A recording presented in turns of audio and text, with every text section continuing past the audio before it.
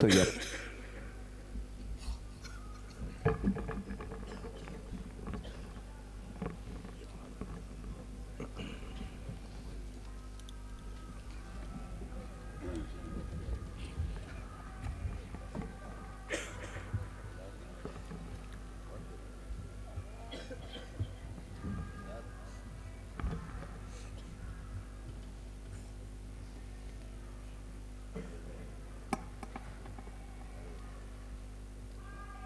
فیضیم و اپنا اشکوں سے دھونے نہ پائیں گے، چہرے کو آنسوؤں سے بھگونے نہ پائیں گے۔ بس اس لیے عزیز ہے یہ زندگی ہمیں، مر کر پھر ہم حسین کو رونے نہ پائیں گے۔ آج کا یہ اہتمام اپنے اختتامی منزل پر ہے۔ رہے جو اگلے برس ہم ہیں اور یہ غم پھر ہے، جو چل بسے تو یہ اپنا سلام آخر ہے۔ سوگواران امام مظلوم کربلا پوری شب انجمن ہائے ماتمی نے سینہ زنی نوح ماتم پرسہ پیش کیا۔ سچ ہے آپ پوری رات کے جاگے ہوئے ہیں، جائیے گا جا کے اپنی مرضی سے انشاءاللہ آرام کیجئے، لیکن جسے رونے کے لیے آئے ہیں انہیں آرام نصیب نہ ہوا۔ جو 28 رجب کو مدینے سے چلے تھے بڑی شان کے ساتھ، کربلا میں گھر اجڑ گیا، سب لوٹ لیے گئے۔ آل محمد جن کے ہاتھ پر سے گردن بندھے رہے انہیں سفر کرنا پڑا۔ میں بہت وقت نہیں لوں گا آپ کا، میں آپ کے سامنے صرف ایک احساس پیش کرنا چاہتا ہوں۔ آپ مصاب ہوں، آنسوؤں کے ساتھ کربلا کے پیاسوں کی خدمت میں سلام پیش کر لیں۔ ارباب اعزاء، تاریخ کہتی ہے کہ یہ گھر جو کچے گارے مٹی کا تھا، جس میں کائنات کے رسول سلام کرنے آتے تھے، محبتوں کی تسبیح میں گدھا ہوا یہ گھر تھا، جہاں باپ بیٹے پر، بیٹا باپ پر، ماں بیٹے پر، بھائی بہن پر، بہن بھائی پر ایسے قربان ہوتے تھے کہ اس کی نظیر کائنات میں کہیں نہیں ملتی۔ تاریخ کہتی ہے کہ جس گھر میں رسول اکرم نے اپنے محسن کی شہادت کے بعد، بی بی خدیجہ حضرت عمران کی رحلت کے بعد اکثر پیغمبر اکرم رویا کرتے تھے، تنہائی محسوس کرتے تھے، تبلیغ کے لیے نکلتے تھے، امت ستاتی تھی، جب گھر میں آتے تھے تو بابا کو زخمی دیکھ کر، بابا کے مانوس قدموں کی آہٹ محسوس کر کے بیٹی بابا کے زخموں کو صاف کرتی جاتی تھی اور روتی جاتی تھی۔ اس سے پہلے کہ گھر کے لوگ اور متوجہ ہوتے، یہ آنسوؤں پہ ضبط کر کے اپنے بابا کے زخموں کو صاف کرتی۔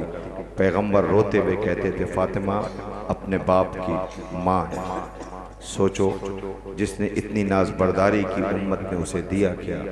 ابھی اجر رسالت کی بات آپ نے سنی، اجر رسالت زینب سفر طے کر کے لے کے آئی، بھائی کا خون آلود کرتا، آواز دیتی ہے، نانا بچ گئی شریعت، مارا گیا حسین، نانا بچ گئی شریعت، اجڑ گئی کائنات، نانا ہمیں بے غیرتوں کے بازاروں سے گزارا گیا، نانا ہم پہ کسی نے ترس نہیں کھایا، نانا سرنوں کے نیزہ پر تھے، ماؤں کے سامنے قاتلوں کو بیٹوں کے انعام دیا گیا، یہ مائیں سب دیکھتی رہیں۔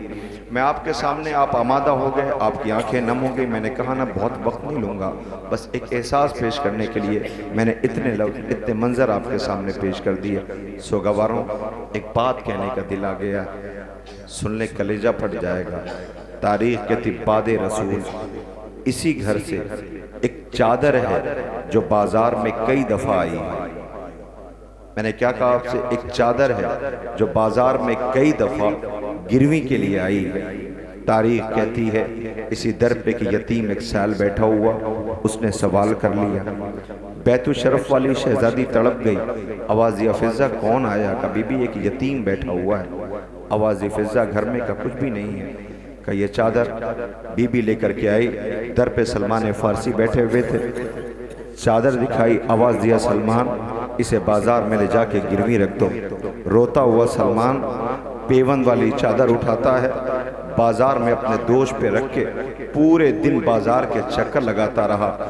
غیرت نے یہ گوارا نہ کیا کہ کس سے کہے کہ رسول کی بیٹی کی چادر اسے گروی رکھنے کے لیے لائے ہوں۔ تاریخ کہتی ہے ایک گھر کا دروازہ کھلتا ہے، اس سے ایک یہودی باہر آتا ہے جس کی تاریخ پہ نظر ہے، کتابوں پہ نظر ہے۔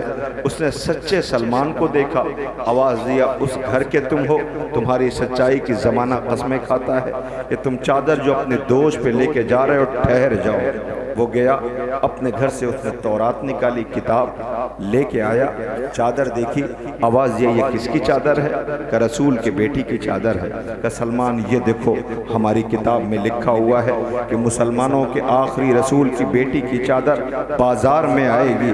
سلمان کیوں لے جا رہے ہو اسے؟ کہ یتیم در پہ بیٹھا ہوا ہے، اسے گروی رکھنے کے لیے لے جا رہا ہوں، کہ اس کی قیمت بتاؤ، کہ تم جو دے دو ہم لے لیں گے۔ ایک مرتبہ اس نے قیمت طے کی، تاریخ کہتی ہے کہ بس وہ تڑپ کر کے کہتا ہے کہ یہ چادر، سلمان کہتے ہیں یہ چادر لے لو، وہ کہتا نہیں میں یہ چادر یہاں نہیں لوں گا۔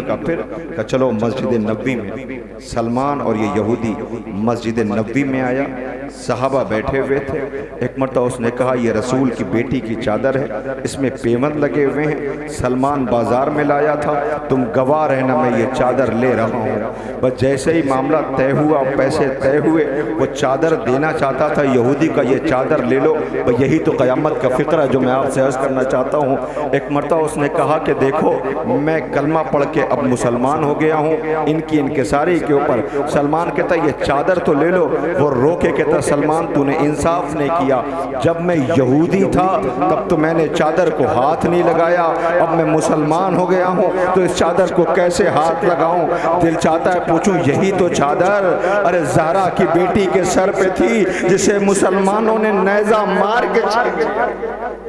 خدا آپ کی آوازوں پہ رحمت نازل کرے، کوئی غم نہ دے سوائے غم امام مظلوم کربلا کے۔ ہاں رسول کی بیٹی کی چادر چھینی گئی، سوگواروں مظلوم کربلا نے کربلا تیار کی ہے۔ بس ایک آخری منظر اور آپ کی زحمت تمام، معبود آپ کی اس عبادت کو قبول فرمائے۔ کربلا احساس کا نام ہے، اگر ہم ایک لمحے کا احساس کریں ہمارا کلیجہ پھٹ جاتا ہے۔ آئیے میں آپ کے سامنے اسی گھر کے 4 فرد جن کے جنازے اس گھر سے نکل گئے، بھائی ایک جنازہ بچا ہے، ایک ذات بچی ہے جسے حسین کہتے ہیں۔ حسین کو مدینے میں رہنے نہیں دیا گیا۔ تاریخ کہتی اسی گھر کے اوپر حبش کی شہزادی آئی جسے فضہ کہتے ہیں۔ دیکھیں اس کا منظر، اگر یہ بازاروں میں نہ ہوتی تو زینب کو کوئی سہارا دینے والا نہ تھا۔ اسی گھر میں کنیزیں ہیں، ایک کنیز جس کا نام شیریں ہے، بس 2 سے 2.5 منٹ۔ ایک بی بی ہے کنیز جس کا نام شیریں ہے، بی بی شہربانوں کی کنیز ہے۔ تاریخ کہتی ہے کہ شیریں گھر سے گزر رہی تھی، آنگن سے حسین آقا کی نظر پڑی، شہربانوں کے قریب آئے، آواز دی شہربانوں تیری یہ کنیز بڑی زاہدہ ہے، تقوی والی ہے۔ کہے کہ آقا گزر گئے، شہربانوں نے شیریں کو بلایا کہ شیریں آج سے تم آزاد ہو۔ شیریں روتے ہوئے پوچھتی ہے کون سی گستاخی ہو گئی جو اپنی کنیزی سے ہمیں آزاد کر رہی ہو؟ کہ ہم تمہیں آزاد اس لیے کہہ رہے کہ میرے والی و وارث آقا حسین نے کہہ دیا ہے تم زاہدہ ہو، تقوی والی ہو، پرہیزگار ہو، بس ایسے میں تو کنیزے میں نہیں رکھا جا سکتا ہے۔ وہ رو کے کہتی اس گھر سے الگ نہیں کرنا، میں اس گھر میں رہنا چاہتی ہوں۔ تاریخ کہتی وقت گزرا، ایک روز آقا حسین نے آواز دیا شہربانوں میں یہ چاہتا ہوں کہ تمہاری اس کنیز کا عقد میں اپنے ایک چاہنے والا جو کوفے میں رہتا ہے جس کا نام حارث ہے، میں اس سے عقد کرنا چاہتا ہوں۔ شیریں سے اجازت لی کہ شہربانوں یہ تو پوچھ لو کہ اس کا حق مہر کیا ہوگا۔ سنو کلیجہ پھٹ جائے گا، رونے والوں رونا چاہتے تھے نا، بیٹھے رونے کے لیے ہو، دیکھو حسین کی ذات کا نام ہے۔ آواز دیا شیریں سے پوچھو حق مہر کیا ہوگا۔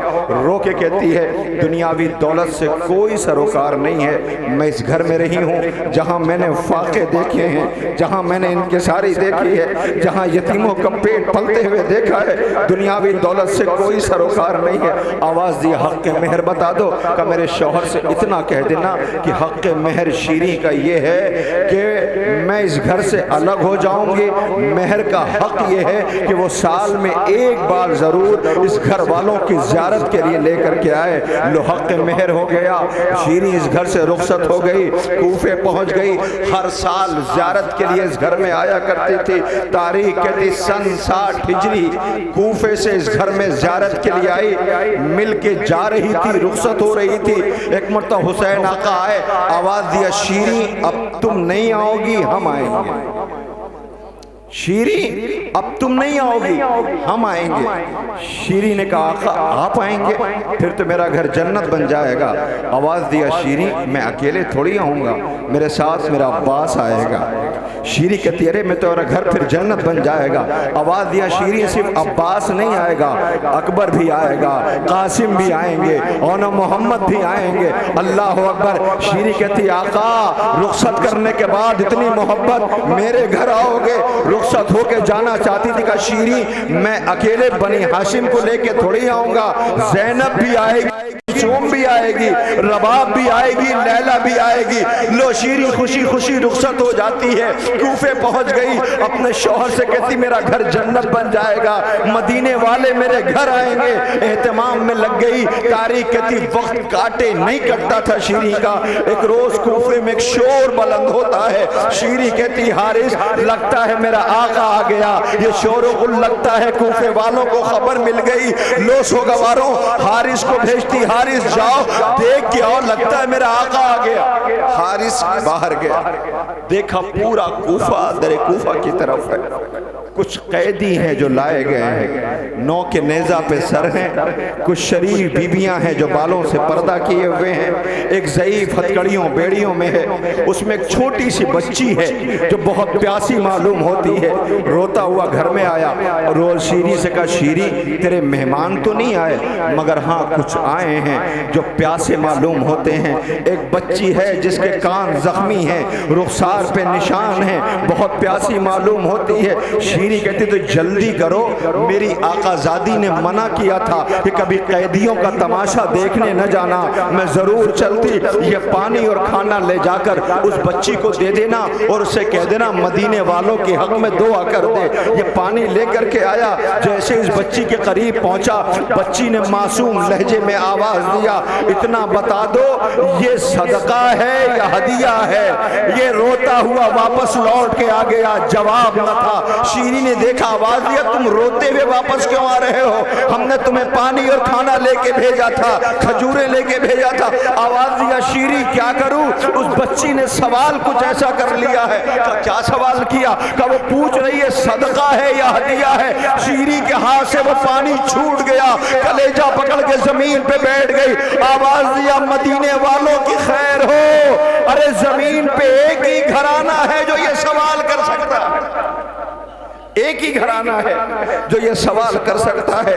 یہ کہہ کے پردے میں ملبوس ہوئی، بس ختم کر دیا، 1 منٹ پردے میں ملبوس ہوئی، آئی دیکھا ہتکڑیوں والا بیڑیوں والا ہے، اس کے قریب جا کے کہتی ہے تم بڑے شریف معلوم ہوتے ہو، یہ بتاؤ رہنے والے کہاں کے ہو؟